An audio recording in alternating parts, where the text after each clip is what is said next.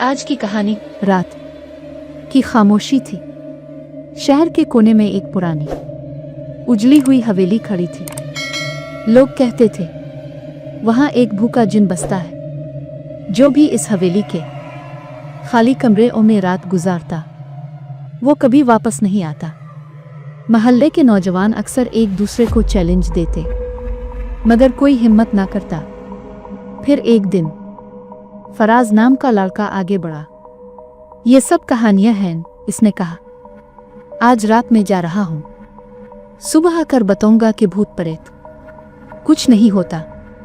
रात के 12 बजे फराज लालटेन और पानी की बोतल लेकर हवेली में दाखिल हुआ। दरवाजा खुलते ही कब्जे चीखने लगे जैसे किसी को इसकी आमद पसंद ना आई हो। कमरे में पहुंचते ही हुआ राग गई। सन्नाटा ऐसा कि दिल की धड़कन भी सुनाई दे। दीवारों पर पुरानी तस्वीरें थीं। उनके चेहरे ऐसे लगते थे जैसे जिंदा हों और मुस्करा रहे हों। कौन है? फराज के मुंह से निकला। मीम, मैं यहाँ रात गुजारने आया हूँ। ये कमरा मेरा है और मैं बहुत भूखा हूँ। पानी की बोतल खुद ब खुद हुआ में अलिफाटे जोर से जमीन पर गिरी और टूट गई। अंधेरा छा गया। लालटेन बुझ गई। किसी के तेज नाखून फर्श पर रगड़ रहे थे।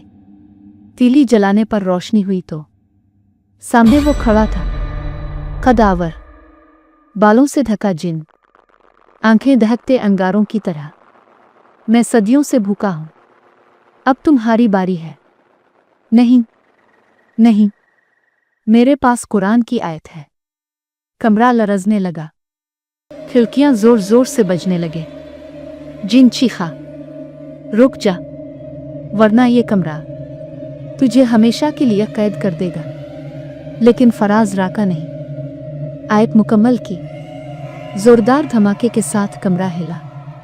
जिनकी चीखें दीवारों में गईं और फिर सब कुछ खामोश। लालटेन दोबारा जल अलिफाटे। दीवार पर तहरीर उभरी। जो डर को शिकस्त दे वही इस कमरे से निकल सकता है। सुबह महल्ले वाले हवेली के बाहर पहुंचे। उन्होंने देखा फराज दरवाजे पर खड़ा है, चेहरा जर्द मगर आंखों में एक अजीब सी रोशनी। फराज ने कहा, यह कमरा खाली जरूर है मगर भूखा जिन अब भी जिंदा है और अगली बार कोई यहाँ आया तो शायद जिंदा ना लूट सके।